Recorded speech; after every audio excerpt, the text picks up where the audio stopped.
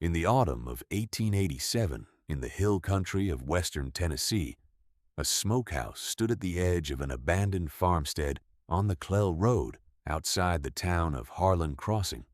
It had not held a cured ham since the winter of 1871. The cedar boards had darkened to near black, and the roof had slumped at one corner so that a person approaching from the south could see a strip of gray sky through the gap where the shingles had given way to 16 years of Tennessee rain and ice. The door had no latch left. Someone had driven a nail through the hasp and the doorframe to hold it shut, and the nail had rusted orange against the dark wood, and the wood around it had split from 16 years of freeze and thaw, the grain spreading away from the nailhead, the way water spreads away from a stone dropped in still water, slow and permanent. The salt had leached out of the floor in white, powdery lines along the baseboards, the way a tide marks a beach when the water pulls back for good, each line a record of what had been present and was present no longer. Most of the county had forgotten the farmstead existed at all. The family who had worked the land, the Pruitt family, had packed what they could carry into 2 wagons in the spring of 1871 and gone west, people said, though nobody knew for certain where west had taken them. The deed to the property had sat in the county recorder's office under a tax lien for 7 years, before a land company out of Nashville acquired the parcel for $11.12 in unpaid assessments and immediately did nothing with it. The land company itself dissolved in 1879, and the parcel passed by default into a legal limbo that kept it off any auction roll for 8 years more. Brush had reclaimed the kitchen garden. The fencing had come down post by post, the wood returning to the soil, and the wire going orange in long coils in the grass. A 27-year-old woman named Cora Pell arrived in Harlan Crossing in September of 1887 with a trunk, a satchel of tools, and $11 of her own. She had come on the Nashville and Chattanooga line as far as a junction town called Reeves, then hired a farm wagon to carry her the remaining 11 miles west. The farmer who drove her asked once where she was headed, and she told him she was looking at property, and he did not ask again, which suited her. Cora was not unfriendly. She was precise in the way that people who grow up working with their hands become precise, measuring before they cut, looking before they speak, never volunteering what was not asked, and never overstating what she knew. The wagon lurched over the rutted Clell Road, and she rode without complaint, watching the hill country pass, and noting where the ridgelines changed, and where the timber had been logged over, and where it had been left, and what that pattern of use and abandonment said about who had held land here and how. Her father, Elton Pell, had been the salt master at the Good and Ferris Salt Works outside Murfreesboro for 19 years, before a roof collapse in the curing house had killed him in the spring of 1884. He had taught Cora his trade patiently, the way a man teaches a daughter he knows has the mind for it, beginning when she was 10 years old with the basic chemistry of sodium chloride and what it does to cell walls in meat, moving as she grew older to the reading of a brine, the temperature and time relationships at which a cure becomes a scorch, the difference between a surface salt and a penetration salt, and the structural signatures that salt left in wood, stone, and iron over years of saturation exposure. He taught her to take a core from a salted board with a borer and read its layers the way a geologist reads a cliff face, the oldest record deepest, the most recent at the surface, each layer carrying the chemistry of what had been near it. He also taught her patience. He said once, sitting on the step of the curing house on a Sunday morning when the works were quiet and the smell of hickory smoke lay over the hollow, that the first virtue of salt work was that you could not rush it. You could put the chemistry to the meat, but you could not speed the chemistry. You had to be willing to wait as long as the material required, And if you were not willing, you would end up with something spoiled instead of something preserved. He had meant it as a practical observation about curing pork. Cora had found it true of most things. She had worked for 2 years after her father's death at the salt works under the new manager, a man named Dills who tolerated her competence without ever paying it the same wage as the men beside her. She had not argued the point. She had instead studied everything her father had not yet shown her, reading his notebooks cover to cover in the evenings, handling each tool in his locked chest until she knew the weight and purpose of every one. And then she had saved her wages and left. She had spent the following year in Chattanooga doing dye house work that paid better and required her to think less. And she had spent her evenings at the city library reading county property rolls and tax delinquency records for 6 Tennessee counties, looking for something specific. She knew what salt did to a structure over time. She knew what it could preserve, not just meat, but any object left long enough in close contact with salt-saturated wood or stone. And she had a theory about the Pruitt farmstead, a theory so carefully assembled over 3 years of quiet research that she had not told it to a single other person, because a theory stated aloud becomes a claim, and a claim brings people who want a piece of it before the work is done. The county recorder's office in Harlan Crossing occupied a single room at the back of the courthouse, behind the sheriff's office. The clerk, a thin man named Aubrey who wore his suspenders, crossed in an X over his back and had the look of a man who had not been asked a difficult question in years, looked up at Cora when she came in, and then looked back at his ledger as though she'd been a bird on the windowsill. Cora set her hands on the edge of his desk and told him she wanted to see the tax delinquency roll for Harlan County going back to 1870, the deed register for the Clell Road corridor, and the transfer record for any parcel that had passed through the Meridian Land Company of Nashville. She said it the way her father had taught her to state a specification, completely and without apology, everything named in one breath, so there was no room for the listener to offer a partial substitute. Aubrey looked up again, with more attention this time. He said he supposed she was a lawyer. She said she was not. He said he supposed she was acting for one. She said she was acting for herself. He looked at her hands, and then at her tool satchel, and then at her face. And she waited without filling the silence. And after a moment, he got up and found the rolls. Cora spent 4 hours in that back room, reading. The county records for Harlan Crossing were better maintained than she had expected, and Aubrey, once he understood she was not going to be easily managed away from the room, left her alone with the ledgers and brought her a lamp when the afternoon light began to fail through the single window. What she found confirmed what her research had assembled at a distance, and added 2 things she had not known.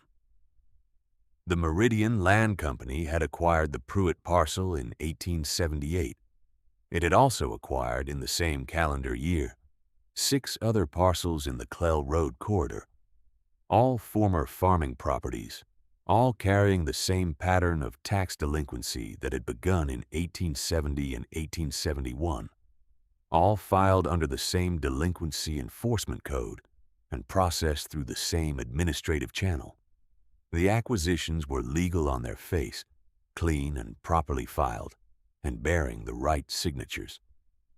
The second thing she had not known was that the Meridian Land Company's principal officer, a man named Harlan Voss, had served as the county tax assessor for Harlan County from 1868 through 1876. Cora wrote both facts in her small leather notebook, closed it, thanked Aubrey without elaboration, and went to find the Pruitt farmstead.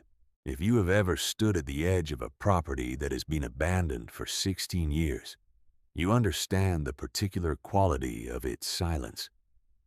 It is not the silence of an empty place. It is the silence of a place that had noise in it, that had a family in it, children in it, and animals and the smell of food and fire, and then did not. and the absence has a weight and a shape you can almost put your hand against.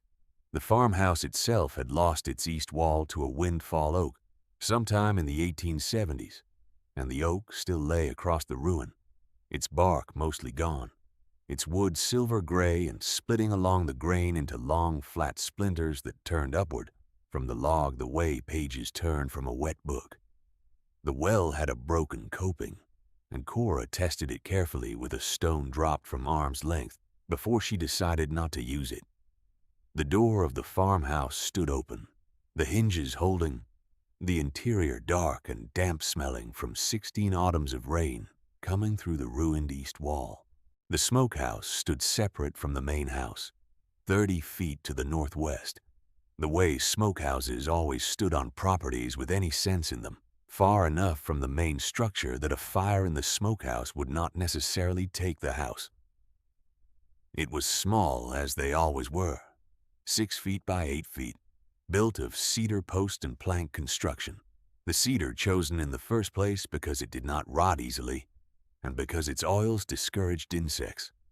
The floor had been dug 6 inches below grade, so the cold ground would hold the temperature in summer when the hanging meat needed the cool. The cedar had blackened from 16 years of weather, and from the creosote that had built up over years of operation before that. The walls so dark they absorbed the late afternoon light, rather than reflecting it. Cora walked around it once before she touched the door. She studied the corner joints, the tightness of the planks where they had swelled and shrunk across a decade and a half of seasons, the condition of the sill, the way the salt had emerged from the base of the boards in white crystalline lines at ground level, the lines thicker at the corners where the brine had pooled deepest in the active years. She also studied the boot prints she had not expected.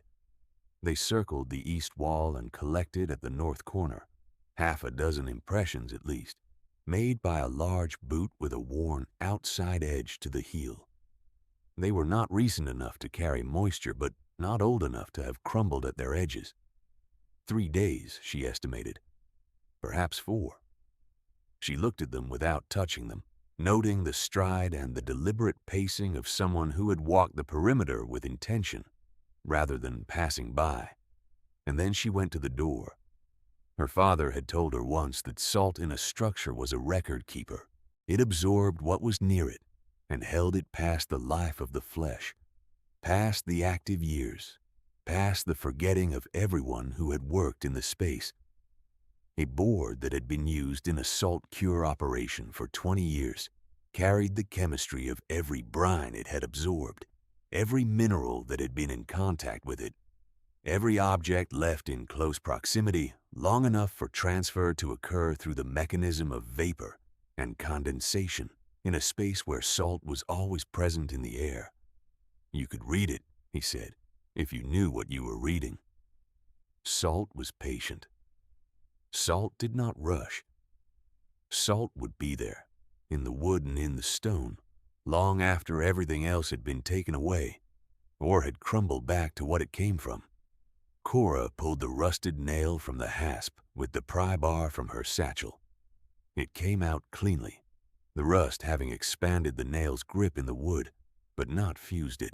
The door swung inward with a sound that was part groan and part sigh, the hinges loose in their frames but holding, the cedar planks thick enough that 16 years had not bowed them significantly off true. The air that came out was cool and dry, and carried the smell of cedar, of old smoke, of salt, and of something underneath those things that was harder to name, something mineral and close and very old, the smell of a sealed space that had held its chemistry without ventilation. She stood in the doorway a moment, letting her eyes adjust, before she stepped inside. The interior of a smokehouse that has been sealed for 16 years is a different world from the one outside it. Dust falls only from within. The walls themselves are the sky in here.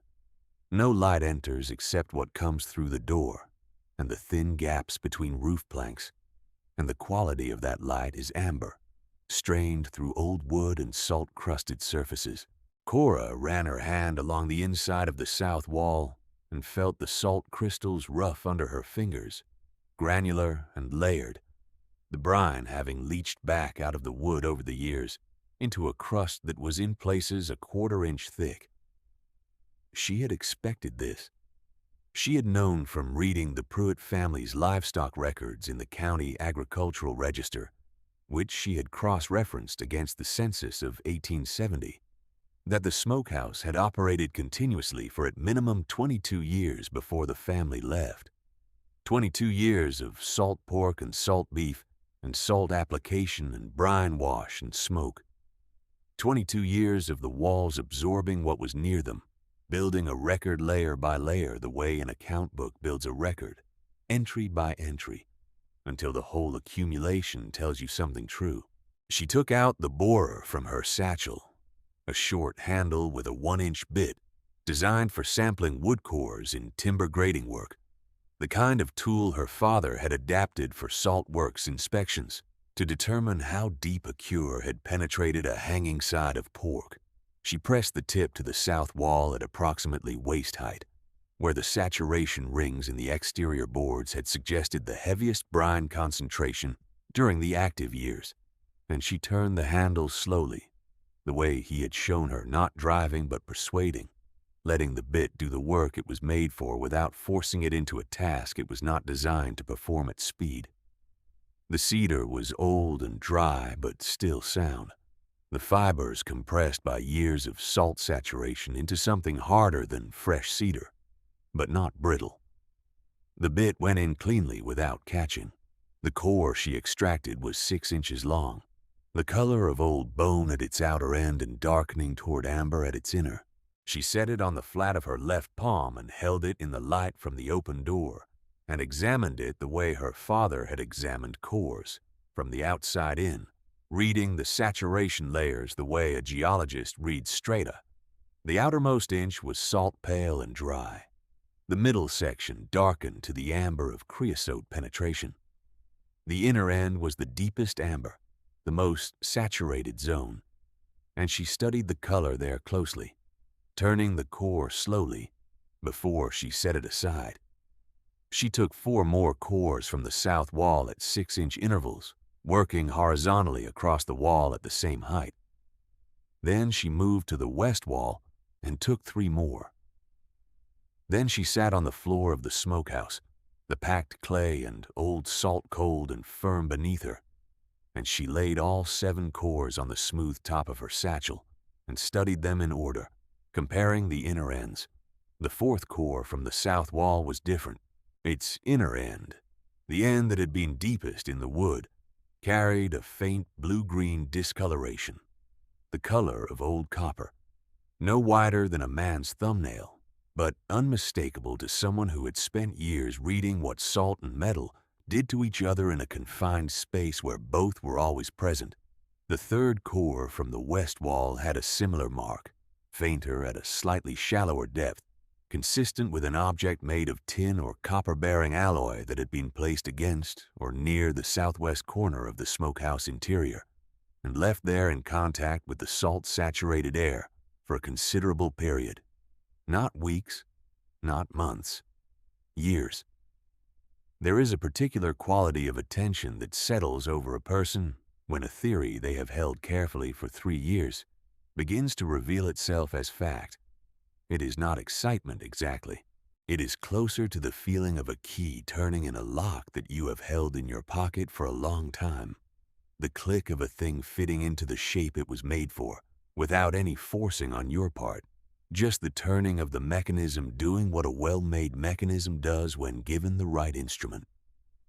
Cora did not hurry.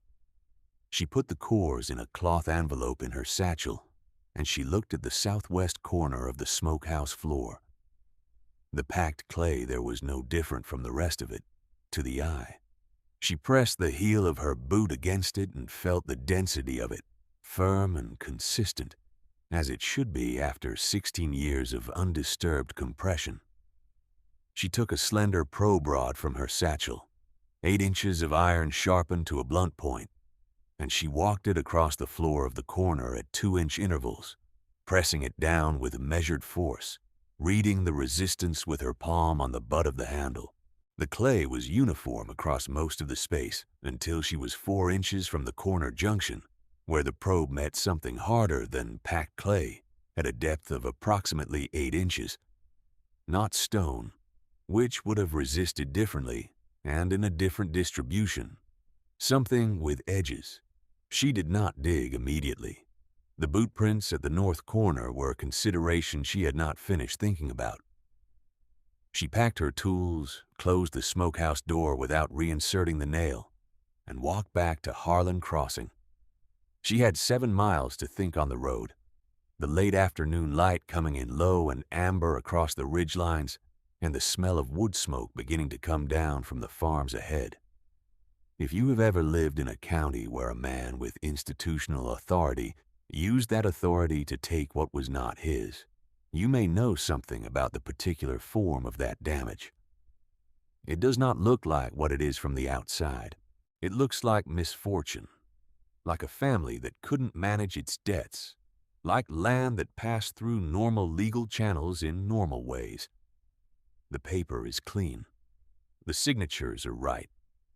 The county roll shows a delinquency properly pursued and a transfer properly recorded, and the man who arranged both sides of it is respected in the community because he is effective, and because effectiveness in a man of standing is what people call good character when they do not look closely at how it was achieved. Harlan Voss had served as tax assessor for 8 years. He had retired from the assessorship in 1876, 2 years before the Meridian Land Company made its acquisitions. Keeping a careful distance of time between his official role and his private benefit, he now operated a timber brokerage out of a storefront on Harlan Crossing's Main Street and served on the county commission, and was, by the account of everyone Cora spoke with at the rooming house that evening, a well-regarded man. Mrs. Castor, the landlady, described him as having built the county's road maintenance program into something worth having. The surveyor's assistant, a thorough young man named Obie, who spent the dinner hour explaining the township's survey grids along the Clell Road corridor with a specificity that suggested he had been waiting for someone to ask, said that Voss had an eye for timber value that was well known in the county, and that he had acquired several tracts along the ridgelines in recent years at prices that seemed low until you considered that he was often the first buyer to assess the standing timber correctly. Cora listened to all of it and said very little. She was looking for a woman named Pruitt. Letta Pruitt was 38 years old and worked at the dry goods store on the square. She was a reserved woman with wide, dark eyes and the careful stillness of someone who had learned not to expect much from conversations with strangers, particularly strangers who came to Harlan Crossing asking about the Clell Road corridor. She had stayed in Harlan Crossing when her family went west in 1871 because she had been 19 years old and engaged to a man who had subsequently married someone else. And she had simply stayed, the way people sometimes stay in a place after the reason for staying is gone, because leaving twice in a season is more than some people can manage. She had watched the farmstead sit empty for 16 years, from a distance of 3 miles, and had thought about it steadily, the way you think about something you cannot do anything about, without resolution or relief. Cora told her why she had come to Harlan Crossing in plain and specific terms, the same way she had told Aubrey what she wanted from the records, completely, all of it, in one sustained account. She told her about the salt cores and the copper contamination signature, and what it indicated about the presence and duration of a metallic object against the southwest corner of the smokehouse wall. She told her about the probe test and the resistance at 8 inches depth. She told her about the boot prints. She did not tell her what she believed was in the tin box before she dug it up, because she had been wrong before, and she did not make claims she had not yet confirmed. Letta listened without speaking, her hands folded on the table between them, her face still. When Cora finished, she sat quiet for a long moment, and then she said, her voice even and not quite steady, that her father had told her there was something in the smokehouse that would set things right, but that they had run out of time before he could retrieve it. He had said it on the morning they loaded the wagons, standing at the door of the smokehouse looking back at it the way a person looks at something they know they are leaving behind. He had written the same thing in a letter from Missouri 2 years after they arrived there, saying he had kept a copy of the true assessment record, that he had obtained it from a clerk in the assessor's office who had since left the county, and that if the document could ever be used, it would show what Voss had done to 7 families along the Clell Road. That letter was the last letter they received before Jonah Pruitt died of a fever in the winter of 1875. "What is a record worth?" said Cora, "if no one can read it?" Letta said that her father had believed someone would come with the right knowledge eventually, that he had trusted in that. They went out to the farmstead before first light the next morning, in the cold that comes off the Tennessee hills in late October, before the sun has touched anything. Letta carried a lantern. Cora carried her satchel. The boot prints at the north corner were still there, and no newer prints had joined them, which meant whoever had made them had not returned. At least not yet. Cora took the short-handled spade from the satchel, and she worked in the southwest corner by the lantern's light, cutting into the packed clay with deliberate strokes, clearing 2 inches at a time and setting the clay aside in a neat pile, working by feel as much as by sight in the low light, the lantern casting the corner in amber and shadow. At 8 inches, the spade met resistance, as the probe had told her it would. She set the spade aside and used a small brush to clear the remaining clay from above the object, the same brush her father had used to clear salt residue from sample surfaces in the works. What came free of the clay was a tin document box, the kind that lawyers and county clerks used in that period for papers considered important, with a hinged lid and a small hasp clasp. It was approximately 8 inches by 12 and 3 inches deep. The exterior had oxidized where the tin had been in contact with the salt-laden clay, turning greenish-black along the bottom edge, and the lid had swelled slightly from years of pressure and humidity. But it was not rusted through. The tin had done its work. Cora worked the clasp with the pry bar carefully, and the lid opened. Inside the box, wrapped in a piece of oilcloth that had kept faith with its purpose across 16 years, were 11 sheets of paper. The top sheet was a table of figures in a careful and consistent hand, and Cora held the lantern close and read what was there.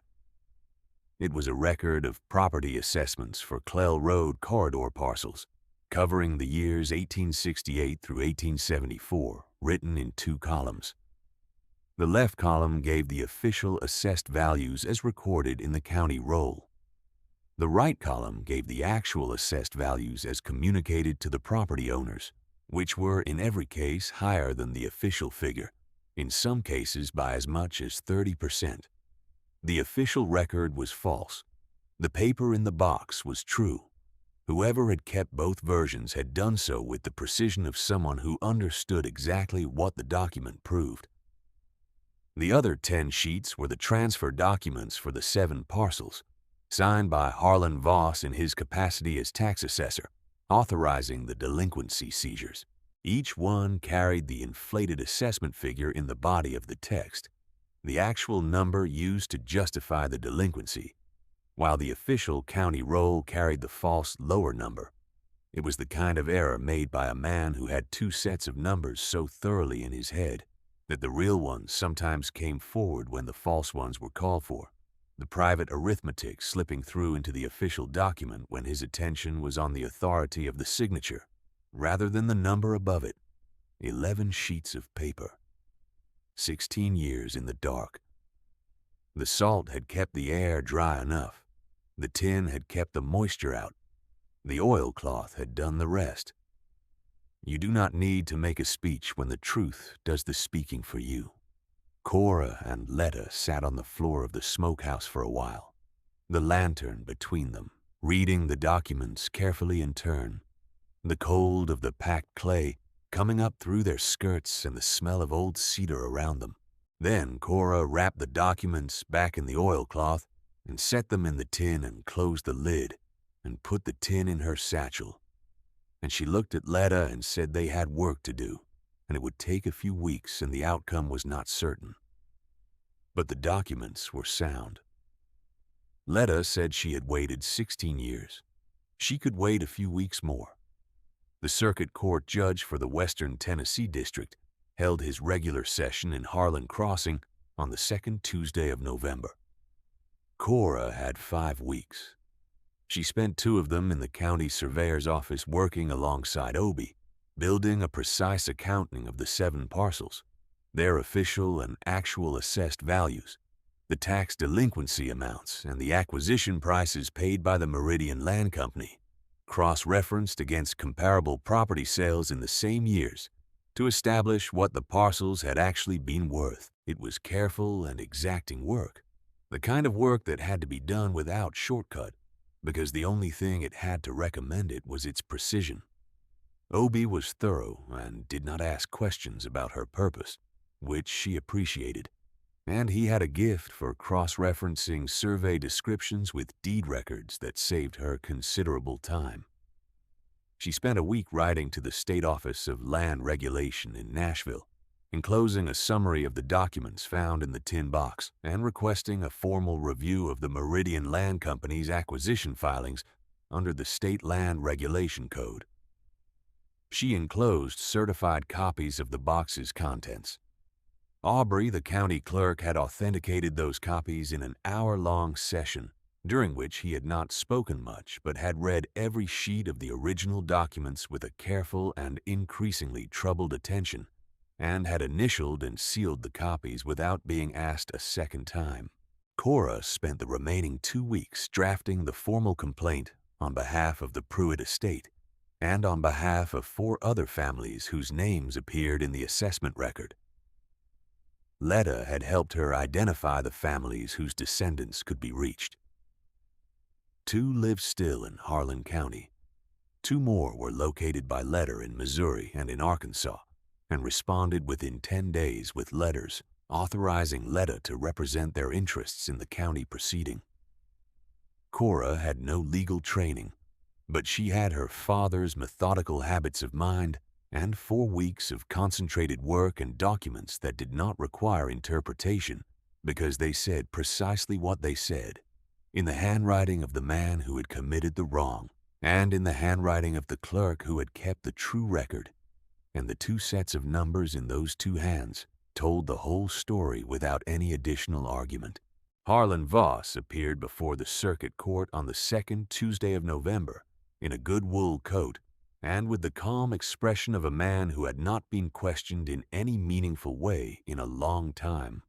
The hearing was a civil inquiry into the validity of the Meridian Land Company's acquisitions, not a criminal proceeding, and Voss sat with his attorney through the morning session with the patient ease of someone who believed the ground beneath him was solid.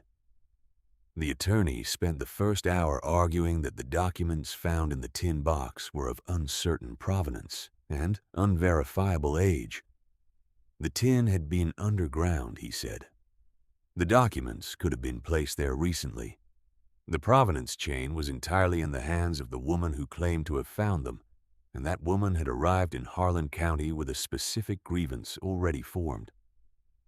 Then Cora was called. She described her father's method, the theory of mineral transfer through salt-saturated wood, the process of taking cores and reading their contamination signatures.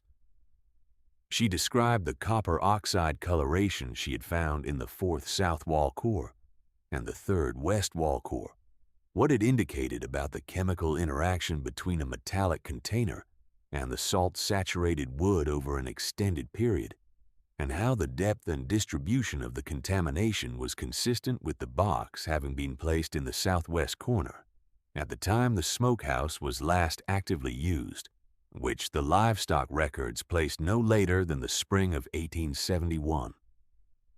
She explained the probe test and what it had found, She spoke for 40 minutes without notes, evenly and without ornament, in the register of someone describing a procedure rather than making an argument. The judge, a deliberate man named Kane who had heard many witnesses in his years on the circuit, asked her 4 questions when she finished. He asked what formal training she had in salt chemistry. She said she had worked under her father at the Good and Ferris Salt Works for the years of her youth and had assisted him in inspection and assessment work throughout the period of his employment there. He asked whether the mineral transfer she described could have been caused by natural sources rather than a placed metallic object. She said it could not, in the concentration and distribution pattern she had observed, and she laid out the chemistry of why in 3 sentences. He asked whether a person with knowledge of the method could have artificially produced the contamination signature she described. She said they could, in theory, but that doing so would have required several months of deliberate saturation in a sealed space that she had not entered before the morning of October the 2nd, and that the boot prints she had found at the north corner had been made by someone who had walked the exterior of the smokehouse without opening the door, which was inconsistent with someone who had been inside and manipulated the walls. He asked her one more question. He asked what she believed the documents proved. She said that the documents proved, in the handwriting of the tax assessor and in a contemporaneous counter record kept by a person of the assessor's own office, that the property assessments used to justify the delinquency seizures of 7 Clell Road parcels between 1870 and 1874 were falsified, that the true assessments were materially higher than the official ones, that the delinquency amounts were consequently inflated beyond what the law permitted, and that the acquiring party, the Meridian Land Company, was operated by the officer who had set those false assessments. She said it once, plainly without rhetorical embellishment. Then she sat down. The attorney for Voss declined to cross-examine. The session adjourned. The circuit court's order came 3 weeks later. It voided the Meridian Land Company's acquisitions of all 7 Clell Road parcels on the grounds that the tax assessments underlying the delinquency seizures had been demonstrably falsified. The parcels themselves had changed hands multiple times in 16 years and could not be simply returned to their original owners' descendants. What the court could order, and what Cora had carefully constructed the claim to obtain, was a monetary settlement drawn from the surety bond that the county had maintained on its tax assessor's office for the years of Voss's tenure, a bond that had been renewed annually and that had never been drawn against in any year of its existence. It was not a large sum in relation to what had been taken. $460 divided among 5 families did not restore what had been lost. But it was the official record corrected, and it was a name debt paid, and it was what the documents in the tin box had been placed there all those years ago to achieve. Letta Pruitt received her portion in a bank draft on a gray November morning outside the courthouse. She folded it once and put it in the pocket of her coat and stood on the courthouse step looking out at the main street of the town that had been her town for nearly 20 years. The town where the man who had ruined her family had walked the same square on commission business every week and been spoken well of. And she was quiet for a long time. Then she said that her father had believed it would work out, that he had trusted in someone coming with the right knowledge, that it had taken this long after his death to prove him right, and she was glad of it. Cora told her that the Walls had been patient, that Salt always was. The state attorney's office in Nashville received the court record and the copies of the documents 3 weeks after the circuit court order was issued, and Harlan Voss's name appeared in the quarterly review of the county commission's membership shortly after that, in a different capacity, the review noting his resignation without elaboration. The commission continued its work. The road maintenance program continued as those things do under different hands. Cora left Harlan Crossing on the Thursday afternoon train with the satchel of tools beside her on the bench seat. She had returned the tin document box to the county clerk's office as evidence of record, where Aubrey had found a place for it in the archive. She kept the salt cores. They were in their cloth envelope in the inside pocket of her coat. 7 cylinders of old cedar, each one carrying its own record. The copper blue mark on the 4th one from the south wall just legible if you knew what you were looking for. The mineral evidence of a container left in good faith in a dark space for 16 years, waiting for someone with the right knowledge to read what the walls had to say. The Pruitt farmstead sat empty through that winter and into the following spring, the smokehouse door hanging open now, the southwest corner floor disturbed in one careful spot and neatly filled back. In April, Letta came out with a borrowed mule and a blade and began clearing the brush from the kitchen garden. She worked on weekends and some evenings after the store closed, unhurried, pulling the years back one armload at a time. She did not try to do everything at once.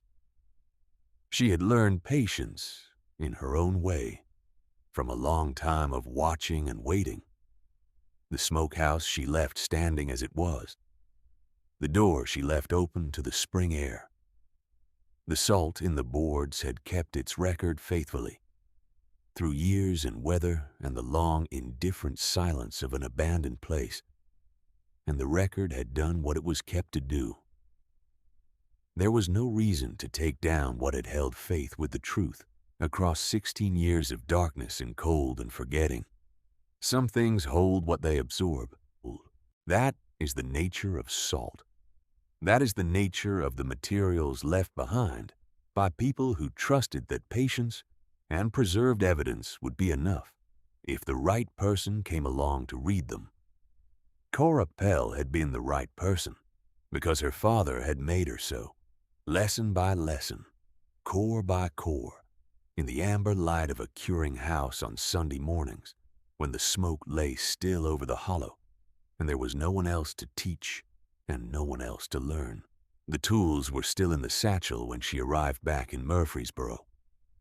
She put the satchel in the corner of the room she had rented, and she set the cloth envelope of cores on the shelf above the window where the morning light would come across them.